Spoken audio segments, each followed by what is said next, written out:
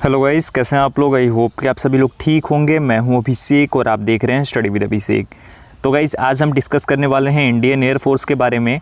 XY group 2020 intake के लिए कल PSL जारी की गई, यानी प्रोविजनल सिलेक्शन लिस्ट, जो कि 30 अप्रैल को जारी होना था, लेकिन जो कोरोना वायरस है कोविड-19 की वजह से डिले हुआ और अब जारी हो चुकी है। तो अगर आपने नहीं देखा है तो आप देख सकते हैं।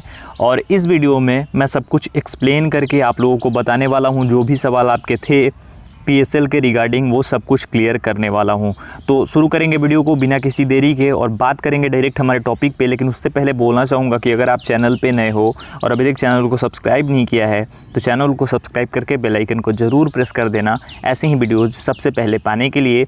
साथ ही साथ आप हमें इंस्टा और टेलीग्राम पर भी ज्वाइन कर सकते हैं, दोनों का लिंक डिस्क्रिप्शन में मौजूद है। तो चलिए शुरू करते हैं और बात करते हैं हमारे टॉपिक पे। तो गाइस, ये है प्रोविजनल सेलेक्ट लिस्ट की पहली, यानी कि टेक के लिए जो है वो लिस्ट यहाँ पे दी गई है। वो PDF है, ओपन कर रखा है मैंने। Date of publishing 31/5/2020। PSL valid up to 30 November 2020। 30 November तक ये वैलिड है। Cut off marks 28। इसके लिए जो कट ऑफ गई है 28 मार्क्स गई है। अब यहाँ पे एक बार लिस्ट को दिखा देता हूँ मैं। देखिए, यहाँ से शुरू हुआ। मेरिट पोजीशन पहले है, उसके बाद ASC है, उसके बाद रोल नंबर, उसके बाद कैंडिडेट्स नेम, DOB यानी date of birth, medical disposal और रिमार्क। ये सब कुछ अलग अलग करके दिया गया है।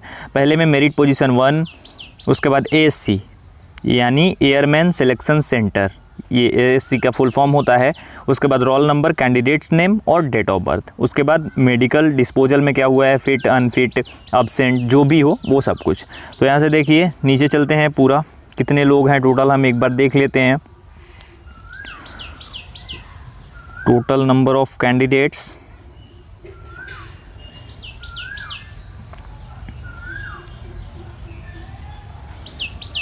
तो ये देखिए लास्ट आ गया यहाँ पे टोटल 4382 कैंडिडेट्स ओनली, यानी 4382 कैंडिडेट्स टोटल हैं X ग्रुप के अंदर, अलग अलग करके। यहाँ पे इसमें फिट भी हैं, अनफिट भी हैं, अब्सेंट भी हैं, सभी को ऐड किया गया है और पूरी लिस्ट ये यहाँ पे रखी गई है। ठीक है, अब इसके बाद हम दूसरा देख लेते हैं, यानी Y ग्रुप के लिए। तो ये है हमारा Y ग्रुप। इसमें cut off marks 33, total 50 marks का एग्ज़ाम होता है और नेगेटिव मार्किंग भी ऐड होती है। उसके बाद ये 33 गई है। इसके लिए भी 31/5/2020 देख सकते हैं आप लोग, डेट ऑफ पब्लिशिंग, और ये भी 30 नवंबर तक वैलिड है। हम लोग नीचे चलते हैं और डायरेक्ट चलते हैं कि कितने लोग ऐड हुए हैं। सेम वैसे ही है जैसा मैंने उसमें फिगर आउट करके बताया था, दिखाया था, उसी प्रकार से इसमें भी है। तो उसमें टोटल 106 पेज थे, जिसमें कि 4382 कैंडिडेट्स को लिया गया, और इसमें टोटल 67 पेज हैं, जिसमें कि 2748 यानी 2748 कैंडिडेट्स को लिया गया है, जिसमें फिट भी हैं, अनफिट भी हैं, अब्सेंट भी हैं, सभी को ऐड करके। ठीक है, ये है अभी का कंडीशन। तो दोनों को अगर हम ऐड करते हैं तो लगभग हमारा हो जाता है 7000 के आसपास, 7000 से थोड़ा सा ज़्यादा ये आंकड़ा हमारा हो जाता है। अब्सेंट को भी लेकर के, फिट भी, अनफिट, ये सभी इसमें ऐड हैं। ठीक है, अब यहाँ पे कुछ सवाल थे जो आप लोग मुझसे पूछ रहे थे, तो वो अब जो इंस्ट्रक्शन दिया गया है उसी में जा कर के हम देखेंगे। अब ध्यान से देखिएगा, दोनों में सेम ही है, तो Y ग्रुप वाला ही मैं रखता हूँ। Instruction for candidates: The provisional select list is displayed as per the merit position of the candidates and it includes more number of candidates than the actual vacancy to cater for deficiencies that may arise on the day of enrollment due to absenteeism, medical unfitness or unwillingness etc.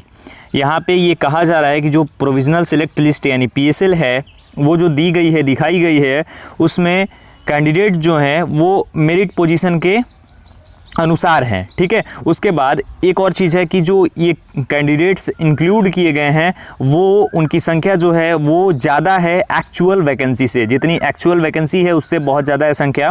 क्यों ये किया गया है?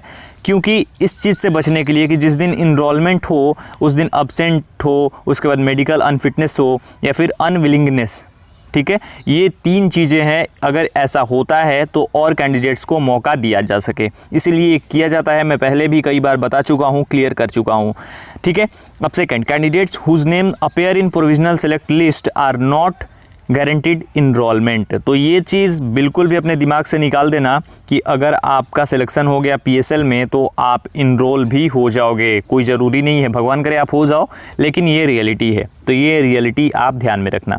तीसरा है, candidates whose name do not appear in PSL although have pass the selection test denotes that they are low in merit hence fail to secure place in PSL. यानी कि जो कैंडिडेट्स पास कर चुके थे सिलेक्शन टेस्ट लेकिन उनका नाम नहीं आया है, वो लोग फेल हो चुके हैं। क्यों? क्योंकि उनका जो मार्क्स था वो इसके अकॉर्डिंग कम था और वो लो मार्क्स की वजह से फेल हो गए, सिक्योर नहीं कर पाए प्लेस अपना पीएसएल में। उसके बाद है, enrolment will be strictly as per the merit position subject to availability of vacancies, medical fitness not exceeding the upper age limit for enrolment. Example 21 years age on date of enrolment, ये चीज़ है, ठीक है। उसके बाद validity of PSL, ये 4 चीज़ें हैं इस वजह से, ठीक है। अब आगे बढ़ते हैं। Candidates figuring in one more PSLs published in the on the same date will be called for enrolment in only one group trade as per the requirement of Indian Air Force. यानी कि अगर आपका PSL में दोनों में select हो जाते हैं, पीएसएल पब्लिश होता है सेम डेट में, और तो आपको इनरोलमेंट के लिए सिर्फ एक ही ग्रुप या ट्रेड में बुलाया जाएगा इंडियन एयरफोर्स के रिक्वायरमेंट के अनुसार, ये चीज़ है, ठीक है। उसके बाद हमारा है कि candidates can apply for selection any number of times if they meet requisite qualification with pass percentage within the permissible age limits as published in advertisement for selection test recruitment rallies। यानी कि जो candidates हैं वो selection किसी भी number में किसी भी समय पर और कितने भी टाइम पर कर सकते हैं। क्यों? अगर वो requisite qualification with pass percentage, जो क्वालिफिकेशन है पास परसेंटेज के साथ होता है उनका, तो और उसके बाद परमिजिबल एज लिमिट्स, जो एज लिमिट्स है वो एडवर्टाइजमेंट के अनुसार है, तो रैलीज में या फिर सिलेक्शन टेस्ट में। उसके बाद जो 8 नंबर है हमारा, वहाँ पे है कि the medical disposal fit unfit of the candidate is provisional. The candidature of the candidates who have become unfit absent in the appeal medical board AMB automatically stand cancelled. यानी कि जो लोग भी ये अपील मेडिकल बोर्ड में absent होंगे, यानी unfit या फिर अब्सेंट अपील मेडिकल बोर्ड में, उनका जो कैंडिडेचर है वो ऑटोमेटिकली समाप्त हो जाएगा, ख़त्म हो जाएगा, ठीक है। 9 नंबर देखिएगा, ये बहुत ही इंपॉर्टेंट है। Candidature of candidates against home CSV यानी कि certificate subject to verification is annotated in the remarks column is provisional.